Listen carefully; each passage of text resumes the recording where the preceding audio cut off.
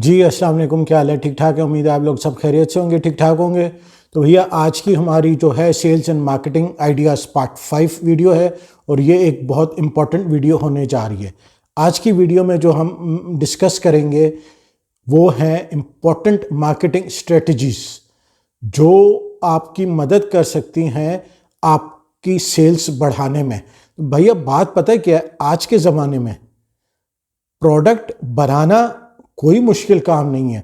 आपको 12 बाय 12 या 14 bye 12, 14 bye 14 के कमरे में आप एक सेटअप लगा के कोई सा भी प्रोडक्ट, चाहे वो वॉशिंग पाउडर है, हैंड वॉश है, लिक्विड डिटर्जेंट है, लिक्विड डिश वॉश है, फिनाइल है, ब्लू नील है, एलईडी बल्ब है, कोई भी प्रोडक्ट है, टॉयलेट क्लीनर है, आप बड़े आरामों से बना सकते हो। 35-40 हज़ार रुपये में आपका कारोबार शुरू हो सकता है एक 14 बाय 14 या 12 बाय 12 के कमरे से। आज जो असल बिजनेस है वो है पहला काम प्रोडक्ट हंटिंग, कि आपको प्रोडक्ट कौन सा बनाना है, और उसके बाद दूसरा सबसे मोस्ट इंपॉर्टेंट जो बिजनेस है वो है सेल मैनी। प्रोडक्ट बेचना है, और बेचना कैसे और कहाँ बेचना है, ठीक है ना। तो पहले हम बात करेंगे प्रोडक्ट हंटिंग के ऊपर, ठीक हो गया। आपने प्रोडक्ट हंटिंग का मतलब ये है कि आपने कोई कारोबार शुरू करना है, प्रोडक्शन का, एक कमरे वाली फैक्ट्री जिसको कहते हैं वो लगानी है। तो आपने अपने इलाके में देखना है, जिस एरिया में आप काम करना चाह रहे हो वहाँ आपने देखना है कि किस प्रोडक्ट की डिमांड है, ठीक है, पहली बात। दूसरी बात, उस प्रोडक्ट में कंपटीशन कितना है। देखें, जो MBAs होते हैं या मार्केटिंग सीनियर मार्केटिंग मैनेजर्स होते हैं, उनको एक चीज़ सिखाई जाती है जिसको रेड ओशन और ब्लू ओशन मार्केट कहते हैं, ठीक है। तो आपने कोशिश ये करनी है कि आपने ब्लू ओशन मार्केट वाला प्रोडक्ट चुनना है। अब ये होता क्या है, आप लोगों को शायद पता हो, इसलिए कि YouTube पर इस पर काफ़ी बात हो चुकी है। अगर नहीं पता तो मैं आपको छोटा सा एक आसान अल्फाजों में समझा देता हूँ। रेड ओशन मार्केट वो होती है जहाँ बेचने वाले बहुत ज़्यादा होते हैं, एक ही प्रोडक्ट बेचने वाले, एक ही टाइप का प्रोडक्ट बेचने वाले बहुत ज़्यादा होते हैं, और मार्केट बिल्कुल सैचुरेट हो चुकी होती है। वहाँ आपको अपनी सेल्स बढ़ाने के लिए उधार भी देना पड़ता है, डिस्काउंट भी देना पड़ता है, स्कीमें भी लगानी पड़ती हैं, और मार्केटिंग पर अच्छा खासा बजट भी लगाना पड़ता है। और ब्लू ओशन वो मार्केट होती है जहाँ डिमांड है, प्रोडक्ट भी आपको मिल गया, डिमांड भी है, पर इतने सेलर नहीं हैं। वहाँ उसकी यूं समझे कि बायर के सैचुरेशन नहीं है, सेलर्स की। बायर्स मौजूद हैं पर बेचने वाले कम हैं, उनको कहते हैं ब्लू ओशन मार्केट, और वो हर जगह होती हैं।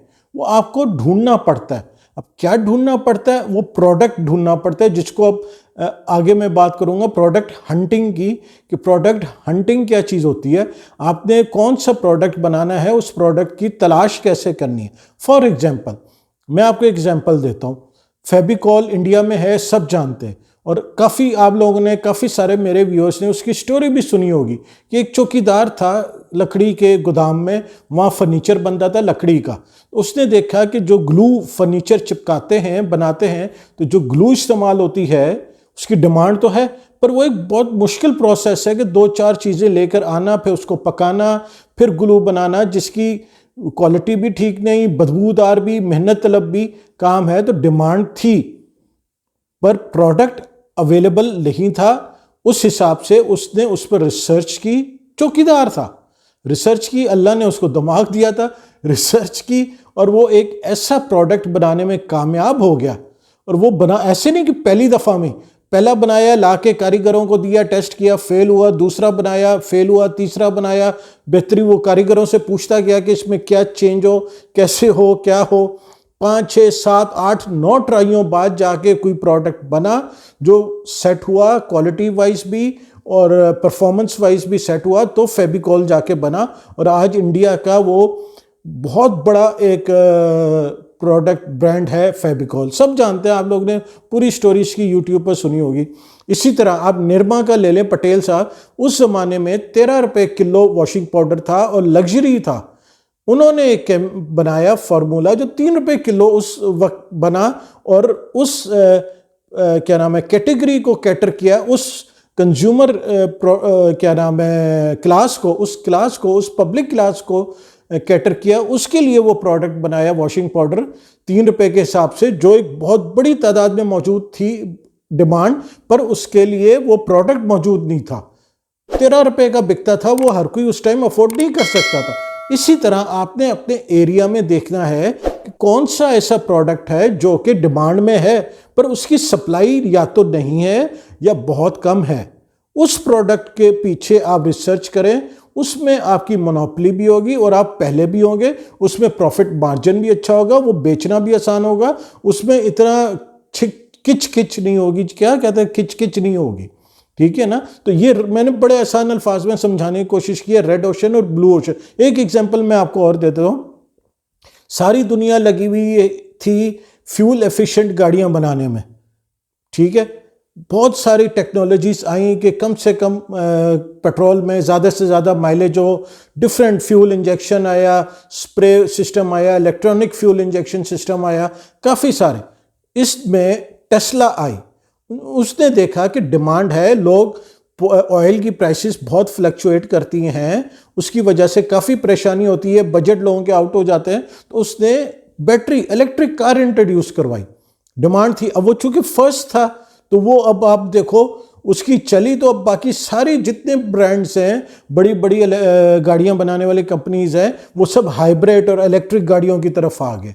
तो इसी तरह सबसे पहले आपने जो प्रोडक्ट हंटिंग करनी है वो अपने एरिया के हिसाब से करनी है कि उस एरिया में आपकी किस प्रोडक्ट की डिमांड है और सप्लाई कम है। इसी तरह एक अरुण आइसक्रीम के मैंने वीडियो लगाई थी, चंद्र मोहन साहब जो थे साउथ इंडिया में, उन्होंने अपने गाँव में देखा आइसक्रीम की डिमांड तो है पर बड़े बड़े ब्रांड्स वहाँ सप्लाई नहीं दे पा रहे जितनी डिमांड है।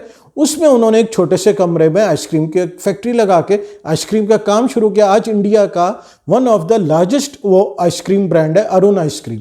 तो इसी तरह आपने अपने लिए पहले प्रोडक्ट हंटिंग करनी है, ठीक हो गया, प्रोडक्ट सेलेक्ट हो गया। देखिए बनाना कोई मुश्किल नहीं है, जौन सा भी आप प्रोडक्ट सेलेक्ट करोगे कि यार मैंने ये प्रोडक्ट बनाना है, इसकी मेरे एरिया में डिमांड है पर सप्लाई नहीं है, और अगर सप्लाई है तो वो बहुत महंगी है या बहुत सस्ती है, बहुत घटिया क्वालिटी की है, मैंने अच्छी क्वालिटी की बनानी है, तो फिर YouTube पर सर्च करो, उसके आपको बनाने का तरीका आ जाएगा, ठीक है। तो बनाना तो कोई मुश्किल नहीं है। अब आ जाती है बात सेल्स एंड मार्केटिंग की। बहुत किसी भी प्रोडक्ट की कामयाबी, बिजनेस की कामयाबी के पीछे जो सबसे मेजर हाथ होता है वो सेल्स एंड मार्केटिंग का होता है। आप देखो जब भी कोई क्राइसिस आते हैं किसी भी कंपनी में, उन्होंने स्टाफ कम करना होता है, तो सब डिपार्टमेंट से, हर डिपार्टमेंट से स्टाफ कट करते हैं, फारिग करते हैं, पर एक डिपार्टमेंट है सेल्स, उसमें से स्टाफ कम नहीं किया जाता आखिरी वक्त तक, इसलिए कि वो डिपार्टमेंट ये है जो पूरी कंपनी चला रहा है, जो पैसा लेकर आ रहा है। बाकी जो डिपार्टमेंट है वहां से तो खर्चा हो रहा है, अकाउंटेंट की तनख्वाह, फलानी तनख्वाह, प्रोडक्शन वालों की तनख्वाह, मैनेजर। सेल्स वाले वो डिपार्टमेंट है जो पैसा कंपनी में लेकर आते हैं। तो आपने अपनी मार्केटिंग और सेल्स बड़ी स्ट्रांग रखनी है ताकि जिस मेहनत से आपने जो प्रोडक्ट बनाया है वो कामयाबी के साथ सेल हो। अब करना क्या है, आपने जब प्रोडक्ट बना लिया है, अब आपने इसकी मार्केटिंग करनी है और सेल्स करनी है। वो पूरी मार्केटिंग एंड सेल्स के आइडियाज़ हैं, किस तरह करनी है, सीरीज़ है सेल्स एंड मार्केटिंग की मेरी, तो वो वीडियो में डिस्क्रिप्शन में मैं उसका लिंक दे दूंगा, वो आप देख लीजिएगा। काफ़ी सारे आइडियाज़ मैंने दिए हुए हैं कि आप अपनी सेल्स कैसे इंक्रीज़ कर सकते हैं, ठीक हो गया।